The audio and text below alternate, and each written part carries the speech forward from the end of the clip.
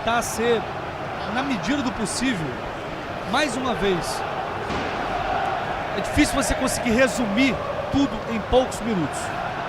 Mas o que a gente está vendo aqui agora no Maracanã nada mais é do que mais uma manifestação de um time fracassado em jogos grandes. O Fluminense do Luiz Ubeldia é um time que fede a fracasso em jogos grandes. Ele treme, ele borra, ele se acovarda, ele se apequena. O Fluminense não existe do Zubeldia quando tem pela frente um jogo decisivo, quando tem que se impor. Acontecendo alguma coisa ali? Aconteceu alguma coisa ali? Não tô nem olhando pro jogo, o jogo acabou agora. Não tô nem olhando mais pro jogo. Tá quebrando. Já estava acabado já há muito tempo. E esse processo de apequenamento nesse tipo de jogo, ele é tão escancarado que se eu disser pra vocês que eu tô surpreso com o que eu tô vendo aqui hoje, eu não tô. Porque foi assim ano passado, foi assim esse ano no Campeonato Brasileiro, foi assim esse ano contra o Flamengo. E aí vai ter gente que vai dizer: ah, mas espera aí, o primeiro jogo o Fluminense poderia ter vencido. Hoje no segundo tempo foi melhor. Mas fez o primeiro tempo ridículo, fez o primeiro tempo patético, fez o primeiro tempo que nem um time pequeno, minúsculo, parecia que nunca tinha jogado um jogo junto.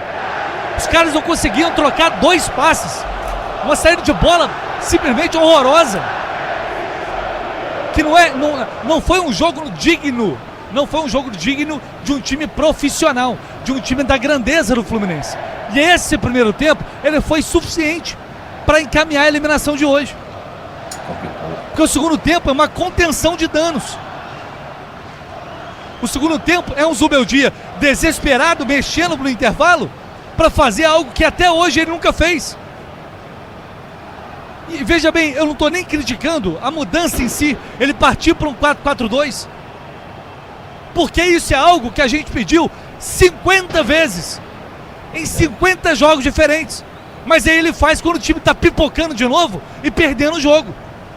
Aí ele vai para um 4-4-2, tira um ponta, mais ou menos também, né? Porque coloca o Arana como um ponta e deixa o campo todo pro Andrés Gomes, que é o jogador mais veloz e mais perigoso do Vasco, pegar 2 bolas no segundo tempo. Uma ele finalizou, o Fábio defendeu. A outra ele foi lá, tocou pro Brenner e o Brenner fez o gol.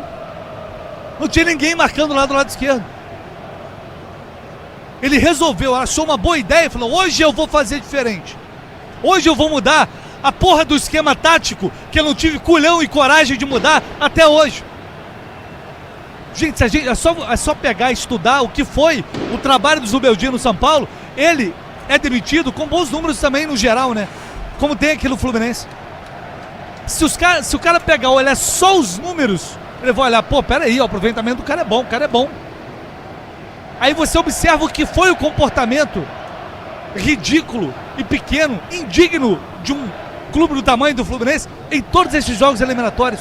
Sempre covarde, sempre com medo. E não é só isso não, a preparação física do Fluminense é um lixo. Mais de um mês, quase 2 meses de preparação e o time desmancha em campo, não consegue 15 minutos de pressão. É um absurdo.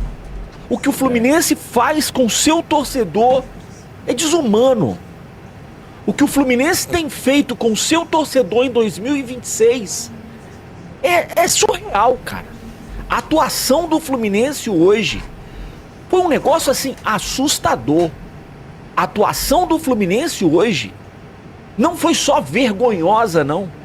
Porque não foi só a atuação, a atitude. O Fluminense não teve atitude, o Fluminense não disputou um jogo decisivo, o Fluminense não representou o Fluminense. Esses caras que entraram em campo hoje, eles envergonham a história do Fluminense. 1-1, do goleiro ao ponta esquerda, de todos os reservas que entraram, do treinador. Vergonha. Vergonha. Não tem outra palavra para definir a atuação do Fluminense hoje. Não só hoje, porque o Fluminense não tem jogado rigorosamente nada. Nada. A partir do fatídico Fla-Flu, que, né, permitiram ao Flamengo adiar o jogo, que foram bonzinhos com o Flamengo, o Fluminense parou de jogar. Acabou o Fluminense na temporada. A partir daquela data, o Fluminense passa a ser um time não só comum, mas um time apático. Um time que não tem brio, um time que não tem vontade, um time que não tem ambição, um time que não tem nada. Porque um time que não tem ambição, meu amigo, não chega a lugar nenhum. O Vasco hoje jogou com ambição. O Vasco brigou pelo resultado do começo ao fim. Com 10 minutos de jogo já dava pra gente saber o resultado. Pela postura do Fluminense em campo e pela postura do adversário, a gente com 10 minutos já sabia quem ia ganhar o jogo. Só que como torcedor, a gente se engana. Como torcedor, a gente fica naquela expectativa, naquela ilusão. Não, vai melhorar, vai melhorar. E não melhora. E não melhora. E o gol do Vasco, embora eu ache que houve falta no Guga na origem da jogada, né? Era questão de tempo. Igual a gente falava antigamente, né? O gol do Vasco estava madurinho, ia sair a qualquer momento. E vejam a ironia, né? Vejam a maldade da coisa, né? Maldade no sentido assim de ironia, né? O tal do Brenner, que jogou no Fluminense na época do Diniz em 2019 e não fez nenhum gol, né? E que chegou a ser cotado para ser contratado pelo Fluminense, só tinha 3 gols na temporada. O cara tinha 3 gols no ano. Só hoje contra o Fluminense ele quase dobrou o número de gols dele do ano. Ele só tinha 3. Hoje contra o Fluminense ele fez 2, ele chegou a 5. Ele quase dobrou o número de gols.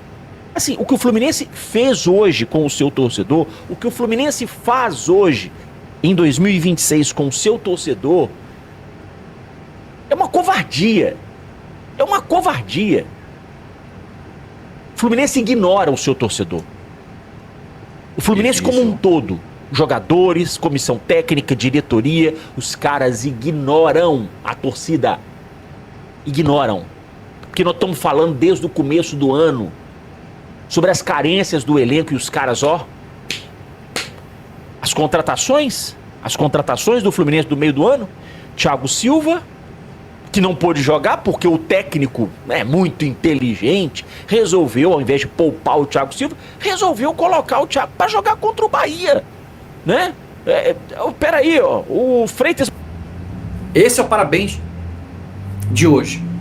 Falando do jogo, o Fluminense vem com a mesma escalação do jogo de ida. Escalação para mim que é a correta. Não tinha que mexer em nada, não tinha que trocar em nada. Falei para vocês no vídeo mais cedo, né? O segundo dessa quarta-feira. Falei para vocês que o Alisson saiu da lista de reservas e o Riquelme também. E aí entrou no lugar dele o James e entrou o Rodrigo Castillo, que é um centroavante, que uma de suas especialidades ela é o cabeceio, fazer gols de cabeça. Ele é centroavante e a especialidade dele é jogadas aéreas. Ok? Ok. Zagueiro Fluminense não precisou. Até pensei que o Igor Rabelo fosse sair, né, devido àquela queda que ele teve, mas permaneceu. Mas cara, eu quero começar falando com vocês sobre isso aqui.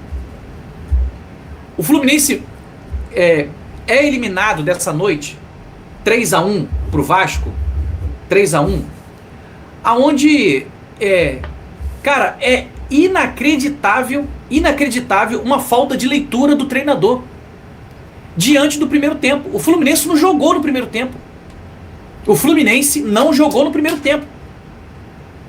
E aí a gente toma um gol do Vasco, do Brenner, a bola desvia, engana o Fábio, né? 1-0, e o Fluminense não jogava. Só o Vasco que jogava com muita raça, jogava com muita determinação. Eu já quero falar aqui, cara, com toda a verdade. Quando você vai para uma decisão, eu tenho dito isso aqui para vocês, sabe, repetidas vezes. Você tem que ir com um nível de vontade, o máximo, além do máximo. Primeiro porque é clássico, e clássico não se joga, clássico se vence. A gente, torcedor, sabe disso. Será que eles, jogadores, não sabem disso? E o que mais me irrita, eu fico irritado, é que os caras ganham bem demais para poder entrar em campo. Jogar esse esporte aí que a gente tanto ama. Eu sou peladeiro, né? Vocês estão cansados de me ouvir aqui falar sobre isso. Eu sou peladeiro, jogador de várzea. Quando eu entro em campo, eu não entro para poder querer perder.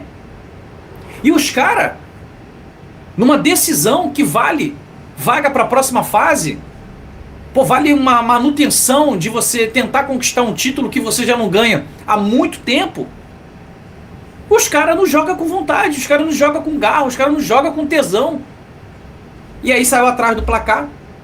E o Fluminense vai dar o seu primeiro chute no primeiro tempo, aos 44, com John Kennedy. Um chute que, pô, de frente pro gol, eu volto a falar, tá faltando capricho. Tá faltando, sabe, aquele detalhe final que eu vou fazer o gol, cara a cara, sabe, tava ali dentro da meia-lua da grande área. Cara, dá-lhe uma varada, peito de pé na bola,